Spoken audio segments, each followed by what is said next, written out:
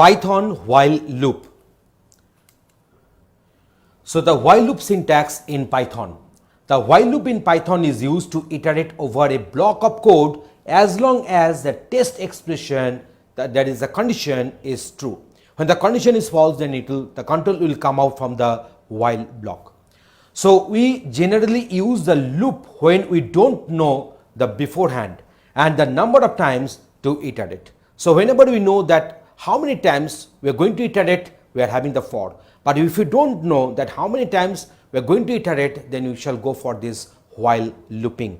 Because when the condition is true, the loop will get executed. When the condition is false, then it will come out from the loop construct. So here is the respective body. There is a while test expression. Don't forget to give this colon there and then body of while. So there is one indentation is there that will indicate that these are the statements which will be under this while. So enter while loop, the control will come. Test expression, if the expression is true, then the body of while will get executed. Again the test expression will be tested, and if the expression is false, then it will exit from the loop. So in this way the respective Python while loop will get executed. While loop with else syntax in Python. So same as that for the for, we can have an optional else block with the while loop as well. The else part is executed if the condition in the while loop evaluates to false. When the condition will become false, then the else part will get executed. When the condition is true, then the while body will go on keeping their execution. So the while loop can be terminated with the break statement. In such case, the else part is ignored. If there is some break statement, then the else part will get ignored. Hence, a while loop's else part runs if no break occurs and the condition is false. So whenever there is no break statement, whenever the condition is false, then only the else part will get its control to execute its respective code written under the else block. So let us go for one practical demonstration for the easy understanding of this while loop in Python coding. In this demonstration, we are discussing the use of while loop in our Python coding. So here we have made I is equal to 3, I has been initialized with 3, while I is greater than 0 colon. So whenever we are giving colon, then the next line will be coming with the indentation. That means this line is within the while block. We are printing the value of I and also decreasing the value of I by 1 here. So let us go for the execution. You can find that 3, 2, 1 they are getting printed. Because when the value of I will become 1, so 1 is greater than 0 condition is true. So print I, 1 is getting printed. Now 1 is getting decreased by 1, so it will become 0. So I will have the value 0. So 0 greater than 0, the condition is false. So that's why it is coming out from the while loop. So let us go for while else structure. So while I less than 10, print I and then I plus equal to 1. That means when the value of I is not equal to 10, below 10, that means when the I is less than 10, then the I will get printed, and each and every time the I will be increased by 1 here. And when this loop will get terminated, then you are going to print that displayed successfully. So let us go for the execution. Say at first I'm just initializing this I with the value say 5 here. So now see the 5 is getting printed. So 5 has got increased to 6, 6 is less than 10. So 6 has got printed. Similarly 7, 8 and 9 has got printed. 9 has been increased by 1, so it has become 10. So 10 less than 10, the condition is false. So control will be coming to the else part and displayed successfully, the message is getting printed here. So in this way you can find that how this respective while with else structure is there. The blocks are getting printed accordingly, are getting executed accordingly. Let us go for this pattern printing. These are the very common problems in our exams. So n will be taken from the keyboard as input, that is the number of layers. If the number of layer is equal to 6, that means here we will be having 1, 2, 3, 4, 5, 6. So 6 number of layers. Also you can consider 6 is the number of heights here. So to print this particular pattern, here you will be having some blank characters and then some asterisk symbols will get printed. But if I write only the blank characters, it will be not easy for us to count that how many blank characters are there. So in place of blank, we have written here dot. So in the coding also, you can replace this dot by blank if I want to get the final pattern here. So here we have made one tracing table. this is known as tracing table, where we are trying to trace the logic of our code. So for n is equal to 6, this is the respective pattern to be printed.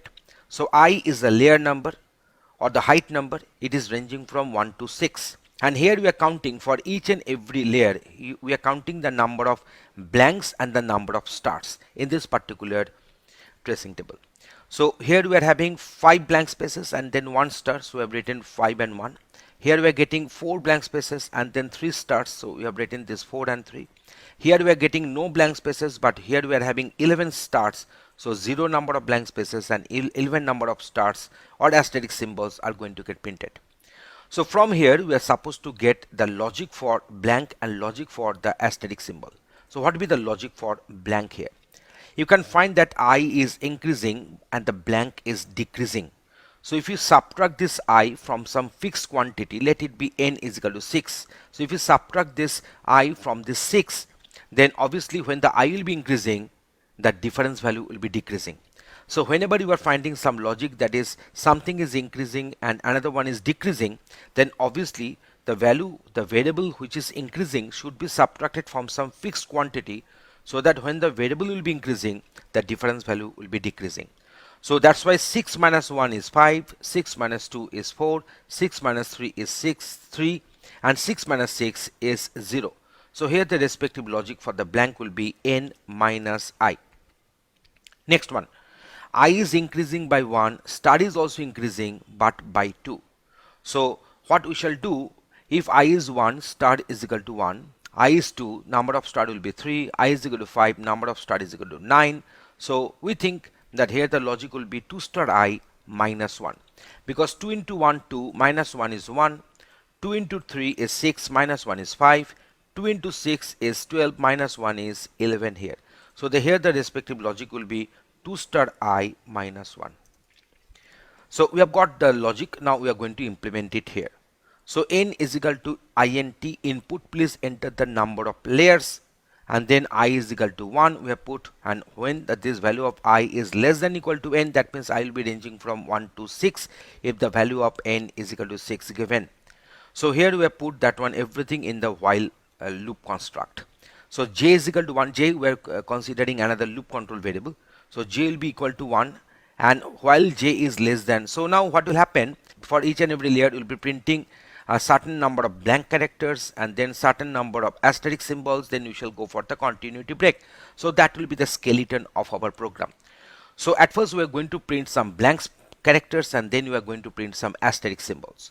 So how many blank characters we are having? We are having n minus I number of blank characters. So here we are putting this one as n minus 1, n minus I. So j is equal to 1, j less than equal to n minus I, print. Here we are printing this dot, and end is equal to double quote means here we are just omitting the trailing new line character. So all these dots will get printed in the same line. So now again we are making this j is equal to 1 and j is less than equal to, so here we are putting this star logic, that is the 2 star I minus 1. So we are putting this logic here, and then print star and continuity will be there. All the stars will get printed in the same row. So that's why end is equal to double quote. So this is a print which will break the continuity. So we'll be printing certain number of dots, certain number of stars. So the next dot will be coming from the next line. So that's why to break the continuity, here we are putting another print statement. So print function has been called here. So now let me go for the execution. We can find that if we give the value as 6, I'm getting this pattern here. So I think, so I should make this one 2 star I minus 1. I should go for I increase. So that statement is missing. So let us go for this I increase. So I is equal to I plus 1. So here this I has to be increased by 1, and also let us put the same in our while. So what we shall do is that, so j is equal to j plus 1. So that statement is required, otherwise my program will fall in an infinite loop. J is equal to j plus 1 here. So let us go for the execution. So here we are putting the value of n is equal to 6. So we are getting this pattern. We are getting this pattern. So now if you put a different value for n here, if I put the value of n is equal to 11, we are getting the pattern like this.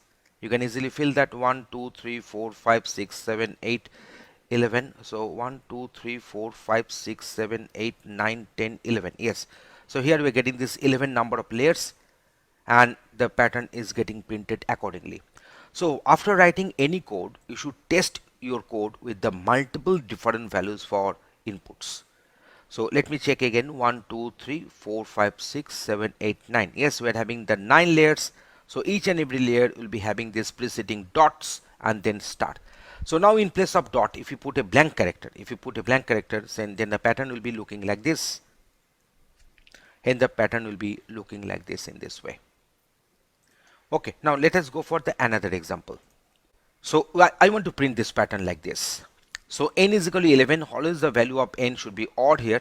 So m is the middle point. I might be requiring it. So let us at first go for the pattern. So this is the pattern we are going to print. So in the tracing table, we have written I is ranging from 1 to 11 because 11 has been given, and 11 must be odd. Otherwise, this pattern will not have the symmetry if we have the n is equal to even number. So pattern will not be having the symmetry.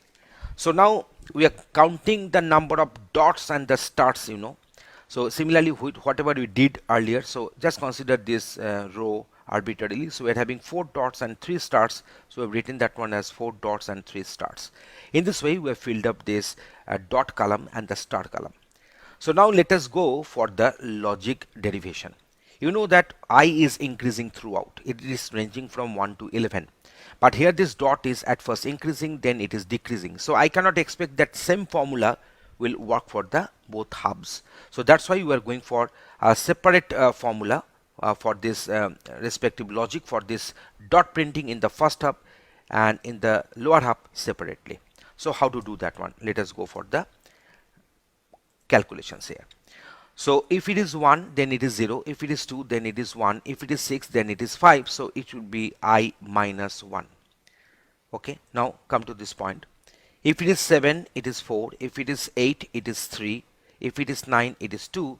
So that means I should subtract this I from some fixed quantity, so that when the value of I will be increasing, the difference value will be decreasing here. So here we are having this I n is equal to 11. So 11 minus 7, 4, 11 minus 8, 3, 11 minus 10, 1, 11 minus 11 is 0 here. So here the logic will be n minus I. Next one is that for this particular n is equal to 11, my middle point is the middle layer is the 6th layer. So how to get 6 here? So that is very simple. 11 plus 1, 12 by 2 is equal to 6. So that's why we are calculating another variable. So the variable is getting initialized with 6 when the value of n is equal to 11. M stands for the middlemost layer.